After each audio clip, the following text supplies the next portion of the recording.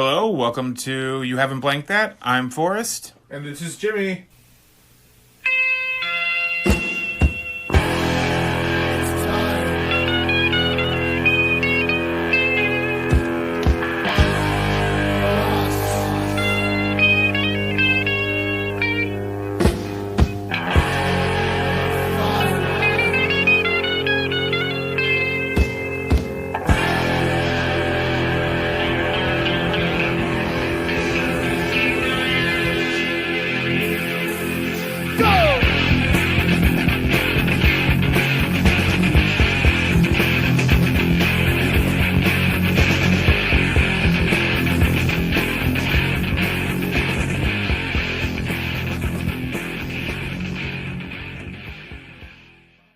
Hey, Jimmy. Hey, Forrest. So this week, for Roger Corman month, Roger Corman, we greatest director we watched ever. We watched The Intruder The Intruder. with William Shatner. He's in this movie? He is. A charismatic stranger, William Shatner, stirs up racist sentiments in a small town to prevent schools' integration from happening there. So, Roger Corman, by the way, fantastic director. And I didn't realize it until this month that we're watching these two movies. And I was looking up other stuff that he's done. Dude, he's done like almost all my favorite B-flick horror movies. Yeah. Dude, like it's just everything about him. Like it's just great. This one was super interesting because like, this one completely out of his will box of like films. Yeah, because it's not your typical Roger Corman movie. No, not at all. And but it's just it kind of gave me a sense of like the Master and The Margarita, when like because like the devil comes into town and then like so obviously he's a white man and dressed all in white and then like but he comes Adam in, Kramer, played by William Shatner. yeah, and then he comes in very like concerning and just kind of like very kind of like, oh, like, hey, what's going on? But like the sinisterness of him, like when you in retrospect, is like so on point because he's on the bus and he's looking at the shitty town, and he's got the fancy sunglasses and then he takes them off and he like is very smug about looking at the town and then just quietly just walks through the town and checks into this hotel and then like, but then everything he brings with him is just, you could see just chaos just starting to like bellow out of him. It's very interesting. Also a great take on this one, making it black and white, because that was an actual choice that he made, which is perfect because it's like obviously we're dealing with the whites and the blacks and keeping it black and white, very on point. But it's a really good movie. Yeah, it's really good. Yeah, but like right away too, like because I didn't know I came in this blind, so I had no idea what was going on. What did you think this movie was going to be when I said, watch this Intruder movie with William Shatner? So I was like, okay, yeah, sure. Did you read anything about it before? Nothing. Okay, so I went blind. So what did you think it was going to be? I thought it was a burglar thing, and then when I saw William Shatner come off of the bus, and I'm looking at the town, I'm like, oh, he's up to no good. Because nobody's that wearing a white suit without being very counter of that. So I was like, okay, he's obviously the villain, maybe. And but even then, I was second guessing myself because like how he was acting to people, but. I thought it was about him being a charmer and like robbing people.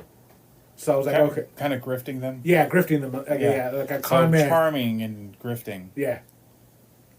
And so, but obviously not the case. And then like, but I was shocked. Well, and he's a grifter. Yeah. So, but when he got into the hotel and he checked in, and then the lady would drop that N words like the lady. Oh, you must be half N word. Because you're lazy. She's wearing she's wearing the racist glasses because the only people you see wearing those glasses like are racist. Yeah. Like whenever I see those glasses, even if they're not like in movies, the people who wear those glasses like in old movies or anything, they're always the racists. Oh, 100%. But I think that's probably where they got the stereotype. You think they got it from this movie? Yeah. Those glasses. Yeah, because I can't think of anything film-wise prior to that with those glasses. Or maybe no, like every time you see them, they're always like, but they're never okay. They're never outright like this movie is, where this movie's like dropping hard R's and stuff. Yeah, but like they're the people that are like systematically doing it. Yeah. But like I love the way that this film introduces people. Like the way like the first beginning of the movie where like William Shatner sees that young girl and he's flirting with her, and you're like, okay, like whatever. And even the young girl tells her dad's like, would it be okay if I date an older man? I'm like, bitch, you are 12 years old. Like, what are you talking about?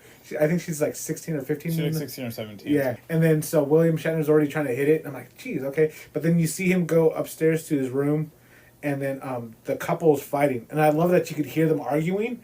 Then you introduce them, like, whatever. With Kenneth Copeland? Yeah, and you're like, oh, like, that's such a great interaction, because it's very natural, because, like, they're yelling at each other, and then it's very, like, oh, let's introduce each other. Well, we don't get to really see them until they get offered out to, like, lunch, and you're like, all right. Yeah. If it's, but the acting's super good. The only thing I was kind of like, all right, but I figured it's a movie of its time, is, like, they picked, like, the core people in charge as to be the heroes. What do you mean? Like, so, the principal, the sheriff deputy guy, you know what I mean? Like, yeah. And then, like, the whatever, those are, like, the key figures of the town are, like, no, like, we need to know for sure if he did this or not, and blah, blah, blah. Like, just because he's black doesn't mean anything. Like, it's just, like, the self-righteousness of, like, these white pillars of the community. I'm like, it'd be good to see, like, maybe a young child who doesn't, like, you know, who's still trying to figure out right and wrong, or maybe the mechanic down the street, or some, you know, more of the townspeople kind of chiming in, saying, like, hey, like, this is wrong, right or wrong. This movie of courage, and I don't know, what's the counter of courage? Cowardice? Cowardice, yeah. Of, like, the people, like, it was pretty, like, there, because everybody was willing to just listen to, like, the blind words of, like, this stranger. You have him go up there and speak, like, ignite people into, like, this, like, full-on rage, literally instructing riots to happen.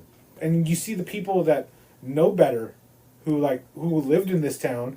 There's very, like, there's the hard R town, which William Shatner, like, brings up, and then you're like, okay, cool, like, you know, like, you have this segregation, but it was during segregation, so, like, obviously they were living apart from the rest of the town. But it was one of those where it's like, when you saw the town prior to William Shatner gets there, or even when he's observing it, there's no fighting amongst the people. You know what I mean? Like, everyone's kind of, like, doing their own thing. And even then, like, it's the day before the high school's accepting integration.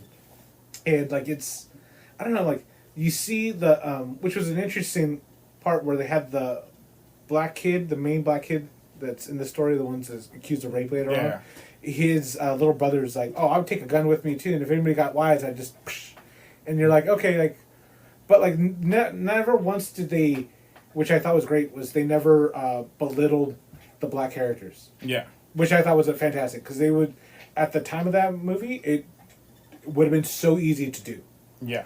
But they didn't, and I like this whole, like, back and forth, and then, like, I like how they didn't shy away from, like, the cross burnings and, like, the actual, like, kind of hatred. They were very kind in their, like, depictions of, like, races. Here's the thing.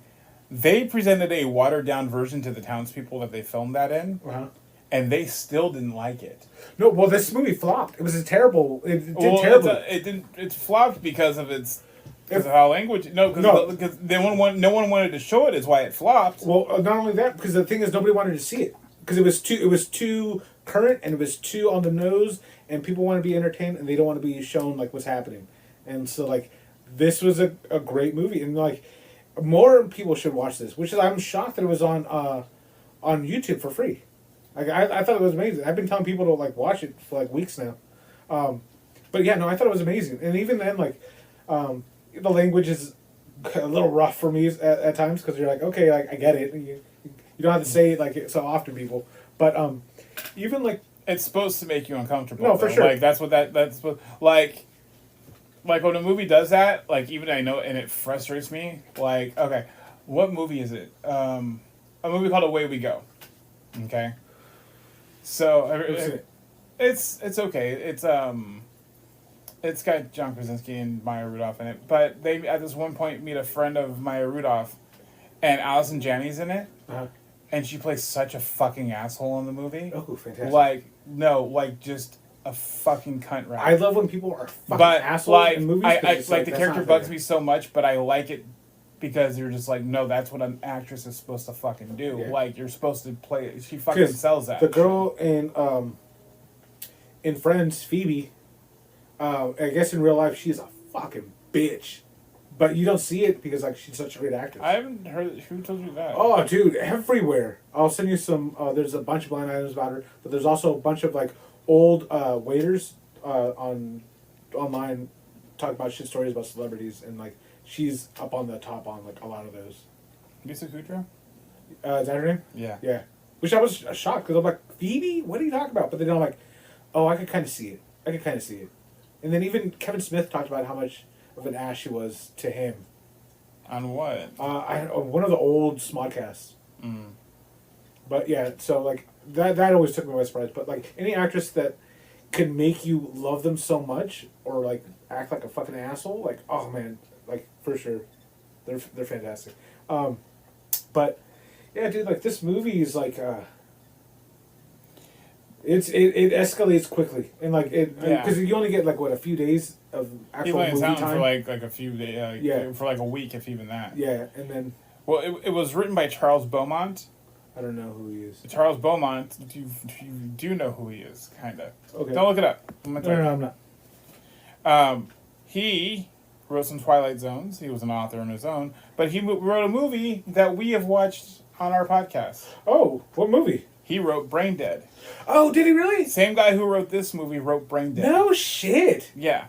So, remember we were talking about Brain Dead? Dude, I love that connection. Remember how we were watching Brain Dead and we talk about how there was scripts for movies? Yeah. This is one of the scripts that he wrote for Corman that never got used, and then they took it and they made Brain Dead out of it. Not only that, but Corman, so, quick thing about the director, turns out he was used as the studio's main man. Like, when it came to making movies, he did things on a tiny budget. This movie's budget, so tiny. No, I know. But he was known as being a hard ass because he had his crew, and that was it, and they knew how to work with him, and he ran things quickly and swiftly. But the studio liked him and knew that about him, that they just pumped everything at him. Not only that, but other directors that failed to do their job, he stepped in and he did it. Not only that, but also like he's been a ghost director for a lot of films too that were falling behind schedules that he just brought back up to speed and moved on. And not only that, but he has tons of unfinished movies in his vault, and not only that, but also completed movies in his vault too that he was like, oh cool, we'll get those out, but he wasn't really happy with them, so they're still in his vault, the family vault. Well, he's died, so there's gonna be. So I'm hoping hopefully they'll get some of those out. Because like I will watch anything that he does, because I'm a huge fan of like his horror, so I'm like, this is fantastic because it's that cheesy, dramatic-y. It's the shit your pops like. That's you watch with your pops. Yeah, so like that's why I will eat it up. But yeah, this was a shock once I was like, okay, this will be good, and I'm like, oh no, it's like completely different from what I thought. Was it weird for you when Vi, the fighting wife, wanted some of that racist dick? Oh, right? And then, like, the thing, too, it's like, and then, like, oh, how great was that scene when the husband goes up and, like, Shatner's got that gun, and he goes, and he charms the fucking gun off of him? Yeah, and he goes, like, and then he goes, I'm going to shoot you, and I'm going to count to 5, and I'm going to shoot you dead. And he goes, and William Shatner starts counting, and the other guy says 5 and takes the gun away from him. Like, even though it's a small town, even though it's full of idiots that you think you could, like, hoodwink over into, like, your own beliefs, they're smart. The town people are smart enough to be like, more like, I know you're trying to silver tongue me right now. Are they though? Yeah, because they knew he read him as a person. It's like, you may be smart and you could be talking, but I know you as a person, and I know you're not going to shoot that gun. And he took it away. Oh no, that guy. That's the thing. You can argue that the guy was only in town for the summer. He's not a full on fucking town. Oh yeah, I guess you're right. But like also like the town people too. Like even like when like the black family drove in after he decided everybody like tomorrow's gonna like have the integration, and that family went through town, and then like they all came over to attack that family. I'm like, what the fuck? And then like the kids screaming in the background, the wife crying, and like the husband like whatever. But like it's one of those where it's like, I'm not saying he's in the wrong, But like, if my family is being like attacked by a mob, I'm gonna stand up and say shit, even though I think like I'm gonna escalate it. I'm gonna still say shit. And like, he got out of the car and he was like kind of stepping up back up to them too. It was like, I don't think that was wrong, but like, you have to put your pride aside and go like, say for your family, what are you doing? Like, you're stepping up too much to a mob who already doesn't like you because you're black. Like, the last thing you want to do is just check people when your family is back there, because the worst thing could happen. I think the one part of the movie where I was like, oh, fuckers, like, it made me mad was when like the townspeople referred to the kids as monkeys. I'm like, dude, fuck off, dude. Like, that got me so bad. I was like, dude, like, because it's, when you see racial stuff, you see it as for adults. You know what I mean? Or you see like older kids or adults. Yeah, you don't see them attacking kids, and they say it to the kids. Kind of our thing right now is like, we're trying to figure out when to like, you know what I mean? Like, when do we let them watch something like this? Like the kids, our kids. Like, watch something like this, and I can't do it with Johnny because Johnny repeats things. And I just can't. Like, I wanted to watch the movie Black Klansman because I like the good Spike Lee movie. Yeah. I can't. Oh yeah. I can't watch it in front of. I can't watch it. Like, I can't wake up and I can't. I have to watch it on my phone or in my room. Yeah. Because I can't risk him walking out, picking up that word, and just being a little and then parroting it. Yeah. Like, it's hard.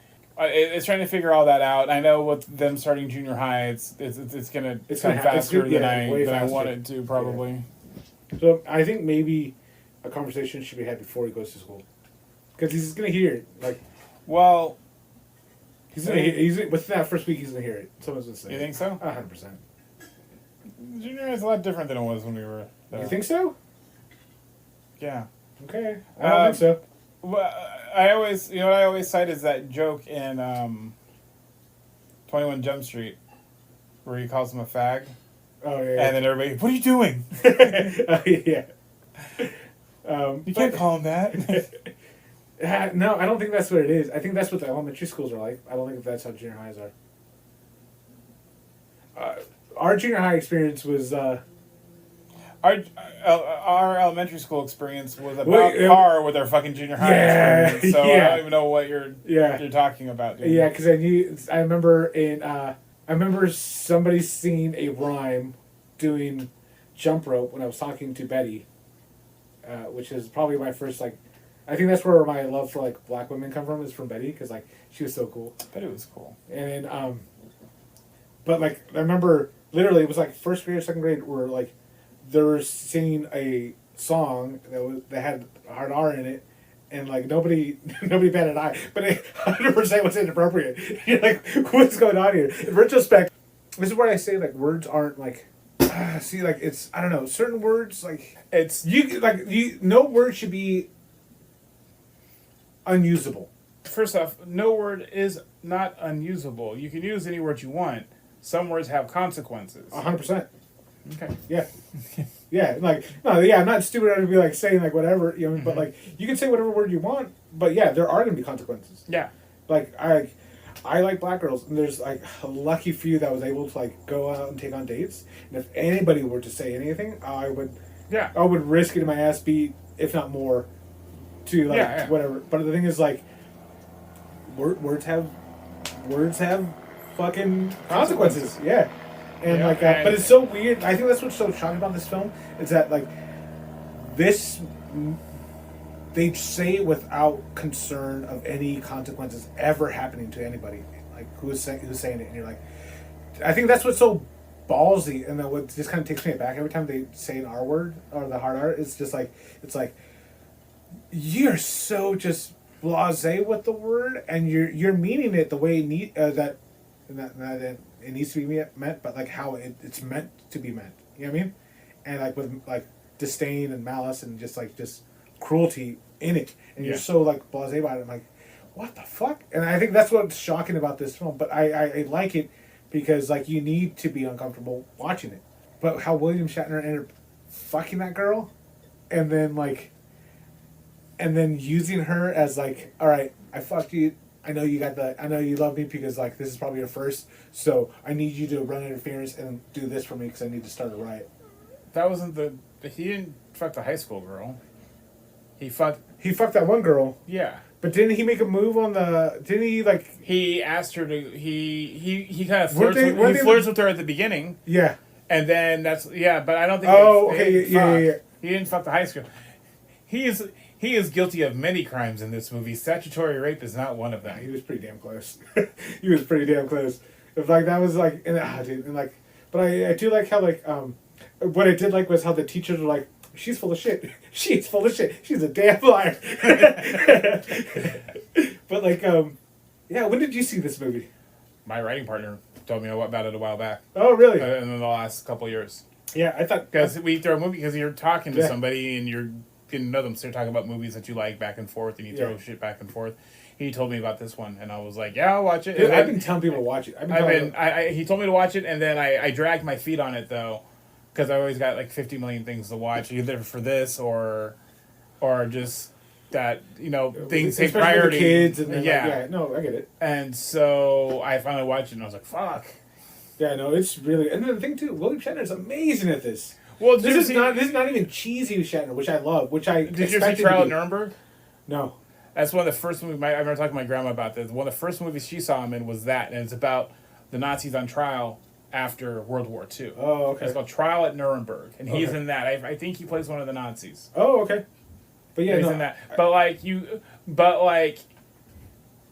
when you see like him doing movies like that, like Trial at Nuremberg, and you see his Twilight Zones that he's done, and you see this, you get why he took on the Captain Kirk role when he saw. You know what I mean? Like you understand why he was Captain Kirk. Yeah. So the only thing that I thought was comical with this, obviously, Han, is it when he gets slapped at the end? Okay, first off, that was pretty good. Yeah.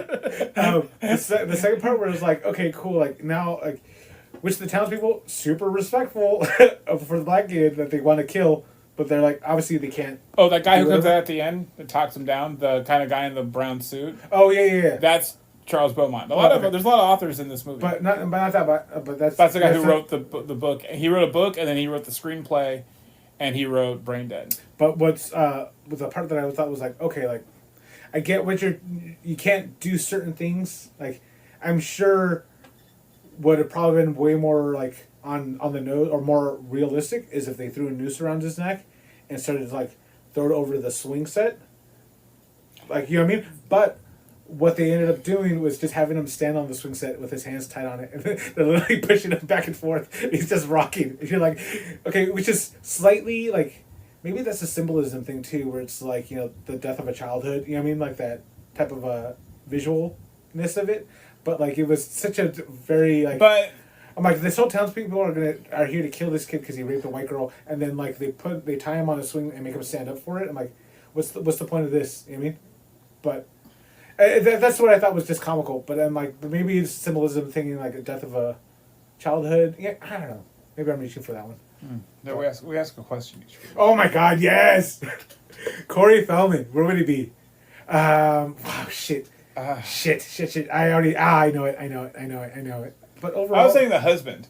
The husband? The sleeping with my wife. Yeah. Yeah. That'd be good. You know who would be really good too, and like I think it would just kind of. Oh, side note. He tried to get this movie made before, and he couldn't get it done. But he wanted Tony Randall as Shatner. The Shatner.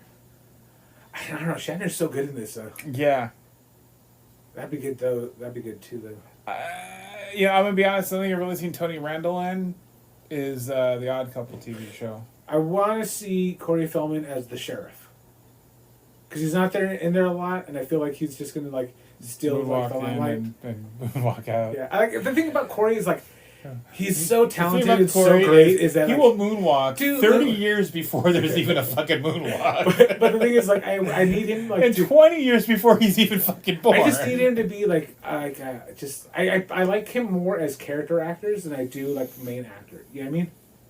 But like I feel like the sheriff would be good for him because he'd just be out there and like you'd see him with his sheriff hat and that one string of hair just covering his eye. He's like, oh, I'm Corey. But yeah, the sheriff would be good. I would like that. But yeah, the husband that'd be very dynamic. That gun scene would be so much better too.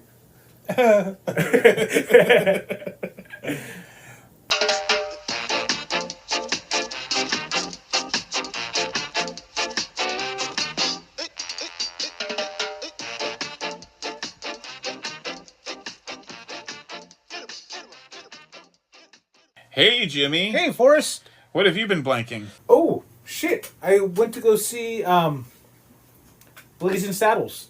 I saw your post. Yeah, because they were supposed to take his dad, but his dad wasn't feeling well, and they didn't want the ticket to go to waste. And then, like, I fucking moved shit around so I could just be able to go. Was he there? He was there. Oh, and nice. Holy shit. So they played the whole movie, and, like, it's a fantastic movie. I love it. Everybody was laughing at random scenes. But the first question? NR was like... Oh, that's the first NR is like 2 minutes into the movie. Which was like, right? Which is like, okay, cool. Like, but you could tell who hasn't seen the movie and who has. And the gas were like, what? Blah, blah, blah, blah, blah, blah. And everybody's telling everybody to and they would keep going. And then the second one comes quickly right after that one. And then the third one comes shortly after that. Well, they also, but there's a C word in there too for Chinese person. Oh yeah. And so like it goes, they put a boom, boom, boom, boom, boom, boom. No, I know they're like one right after another. Oh yeah, and then so like you could hear the gasping, you could hear people like like telling people to calm down, like whatever, and then like they're watching the whole thing, and then just like, and like you could even throughout the movie when they say it, like you hear a couple like. But you have to sit through the movie to realize that they're doing it to make them look fucking stupid. Oh yeah, no, 100%. And so like that was kind of annoying, but it was like whatever. Some of the ushers, which makes sense because they're super young, had no idea this is the first time they were watching it. They're looking around like, oh, okay. Did they not have any paper slip or anything? Like anything that says, hey, like they give a warning on movies? No, it was straight up like, this movie. Come and watch it. If you're paying $50 a ticket, you got to know this movie. And then so, but how much was it a ticket? I don't know. But like they had the Peacock Theater had like screens everywhere, and there's like a lounge area at the bottom, and they had monitors showing like Mel Brooks throughout the years and telling about his life. Yeah. Do you know he was in World War II? I did. I had no idea. He has a book. It's good. Oh, okay. It's him, and if you get the audio version, it's him doing it. Oh, it's him narrating. It's even great. Better. Okay. So his book is really, really good. And he goes through every fucking movie. Because I'm talking about, he spends at least the book's probably 15 to 20 hours long. Yeah. He does about an hour and a half on the small. He does a good chunk of books on every of the book on every movie. He like the first half of the book is him and his life, and then the other half of the book is him going through all of his movies. I mean, talking about hanging out with Alfred Hitchcock when he's making High Anxiety, with all the people and how like he would have meetings with Alfred Hitchcock to be like to show him respect. But at the end of it, he goes, "I don't think Alfred Hitchcock liked the movie." Yeah. Well, he goes through we watch the movie. The end of the movie is happening. Then some guy comes up on stage, and then but we're thinking like it's gonna be a telecom thing or whatever because it's kind of late and like he's 98. So you're like, okay, well, maybe 99 at this point. And then so I'm like, okay, well, let's see how this goes. And then he comes out there, and he is sharp as a tack, joke within jokes within jokes, he is on top, and he's living off the crowd. And he was talking about how because he would sell every week, if not every night, he was hanging out with what's his face? Oh, Carl Reiner. Okay, they were friends forever. Yeah, and he was talking about how they would just fucking riff off each other. Oh yeah, all night. And he goes, we never record it. It's just for us. Yeah, and then he goes, it's the funniest shit I've ever done, and no one else will ever hear it. Yeah, that's dope. But yeah, he was but he got super emotional at times because he was making jokes about Jews in New York and whatever, just different stuff. And then he ends up bringing up Gene Wilder. And that's the one time where he started tearing up and almost started to cry on stage, and you're like, "Fuck, dude!" He just ended it. He ended the segment with Gene Wilder saying that how much he misses him. Yeah. You're like, and so everybody was kind of weepy, and then it's just back into jokes, and he was on top of it. But he is he's just like Grandpa from The Simpsons. Yeah. He'll just kind of ramble all these random stories, and then he's like, "Oh, what was the question? Oh yeah," and then go on a different story. Yeah. But he was on stage for an hour and a half. I was like, "Dude, fuck yeah, dude!" It was dope. He was amazing. That area is pretty cool. That's where across the way at LA Live is where I've been to a few shows. Oh, okay. I went and saw The State. That's where I saw The State, and that's where we went and saw Motion City Soundtrack a while back. Also, what I didn't realize is that the building that was on the Instagram and on the news where they tag up all the Chinese building that they have developed, right there. It's literally right there. I parked my car on the other side of it. Yeah, I was like, is this where this building is? Yeah.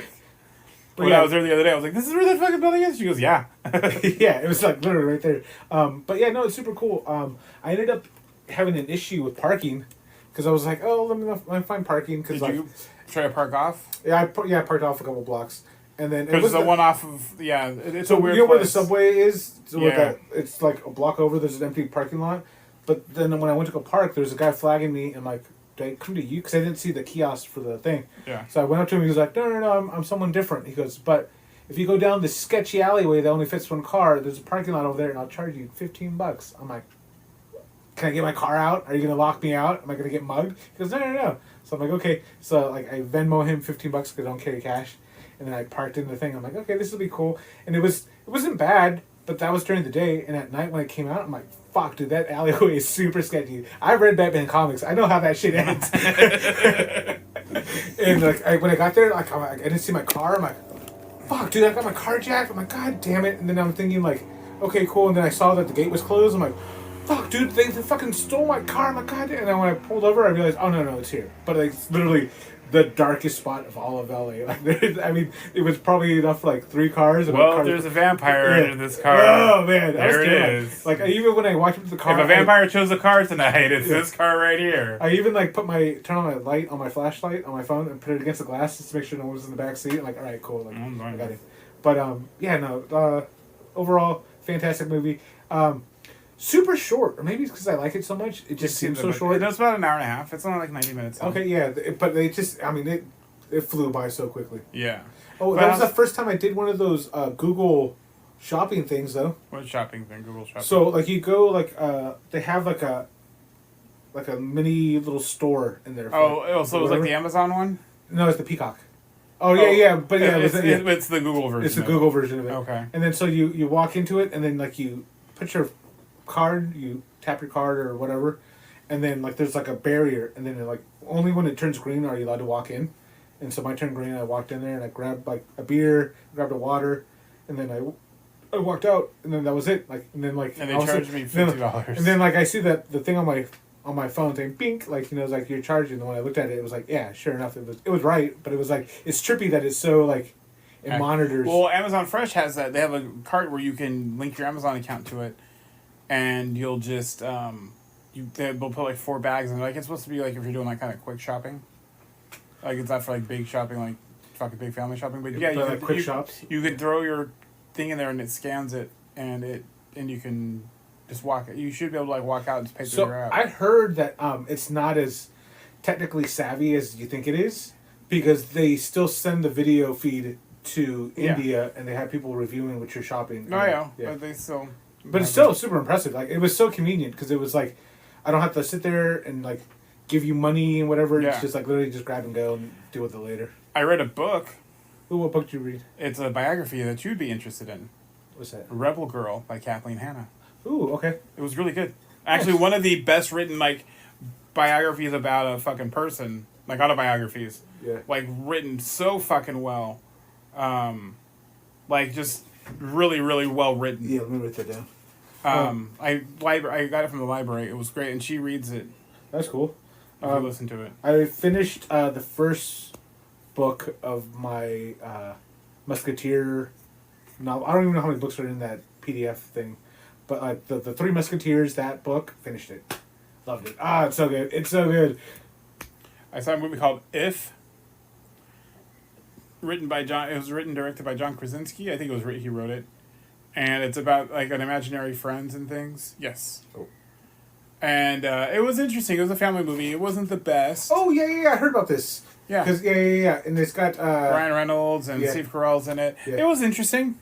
Yeah, it's about the imaginary friends that you got to save and then kind of give them to new people.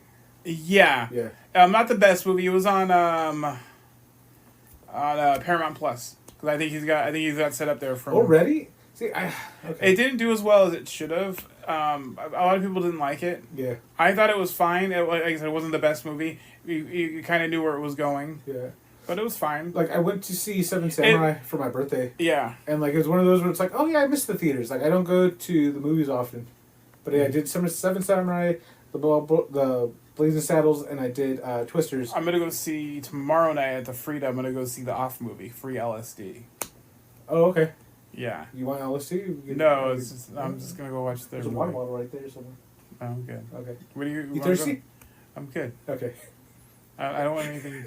I don't want you to hand me anything anymore. It's a warm, but it's good. So I was watching Cobra Kai. Cobra Kai. And I figured something out because I was watching Better Off Dead. Speaking of which, go ahead. Oh, great movie. It's been a minute since I watched Better Off Dead. Chosen $2. Chosen from Karate Kid 2 and Cobra Kai is in Better Off Dead. Is he? What a sight to behold. Oh, yeah. I was like, is he the fucking Howard Cosell? That's cool. Yeah, it's Chosen. Yeah. That's dope. And I was like, really? And I'm like, what's he go look? And I'm like, that looks like... Yeah. So Cobra Kai, it's they split the season in two, right? Yeah. So I've not seen last season's. Last season's good. But I hear that one's like a really good one. You know, the first season was the best. It gets really soap opera-y after the first season. Because it's a kids movie and like they're trying to do that teenager format. And that's fine. Yeah. That's fine. I'm into it. Like I'm not gonna. I haven't binged the season like I have the other, but I've also been really busy with the writing. But like this is the show I binge, and I binge Stranger Things usually. They're also making a new Karate Kid, but which is dumb because they're not even using anybody. They're using Ralph Macchio. Yeah, but fuck, he's from the first movies. He's not from like Cobra Kai though. They're using him for this. It's gonna be a continuation of this. Oh, is it? Yes. Oh, okay. I didn't know that. Yeah. When I heard it was just like, it's a new story. They're gonna reboot it. I thought it was from what I heard, it was supposed to be. I thought it would be a continuation of this of some way. Oh, I was told that it was a reboot. Well, that would be fucking stupid. Right. That's what I said. That's why I thought it was dumb. But like. You've already developed a cast. You already have a fan base. Why not translate that over? That's what they're doing over here anyway. Have you seen Ghostbusters: Frozen Empire yet? I have. What did you think? I liked it. I was okay with it. It wasn't bad. It was good. It was fun. Yeah. The monster, I thought. Dude. I was expecting something like, I don't know, more ghostly or more like. I knew fucking William Atherton was in this movie. I did not know they were going to make a mayor, and that was the best thing that they ever did. That's great. Yeah. That's I was like, that is perfect. Yeah. Oh my god, how do you... Yeah, and then like I liked it, and then like I liked the whole. I said at the end, the guy has no dick.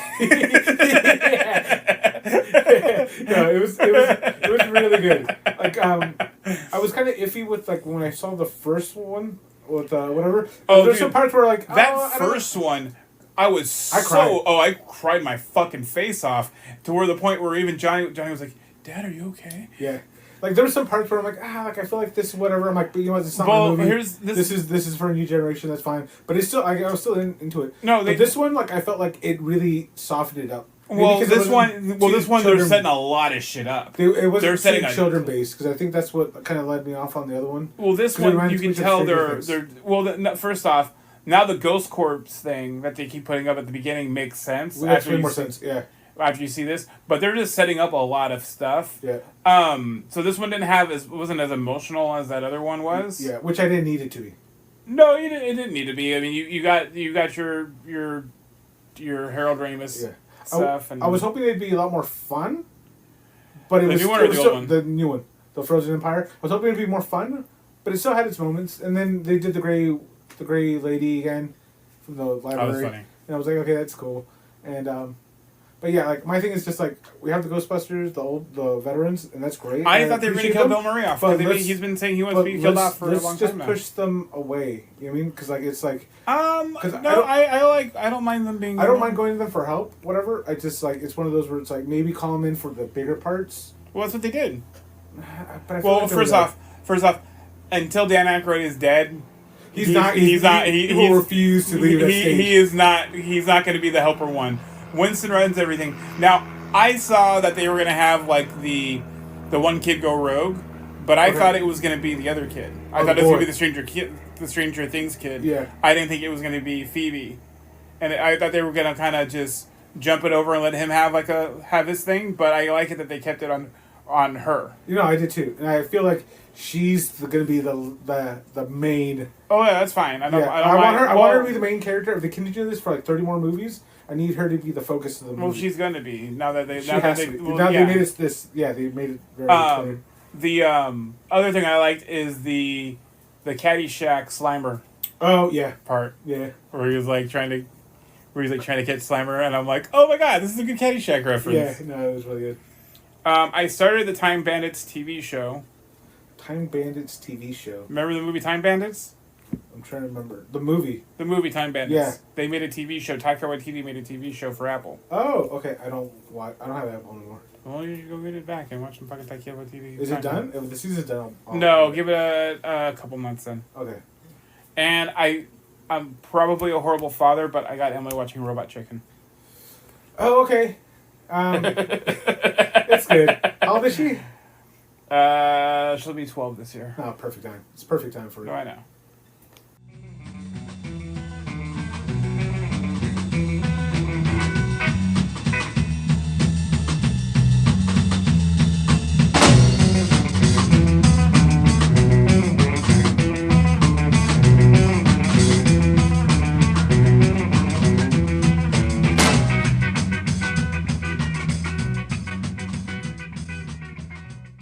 Hey, Jimmy. Hey, Forrest. So next week, it's Jared Hess month. Yeah. We're going to watch a little movie called Gentlemen Broncos. I'm excited. My favorite actor in the whole wide world's in it. Sam Rockwell? Yeah. I thought he was your favorite actor. No, I love him. Next week. Well, that's going to do it for the episode this week. If you have any questions or comments, you can hit us up at our Instagram at YHBlankThat. or you can email us at yhblankthat@gmail.com. Bye. Bye.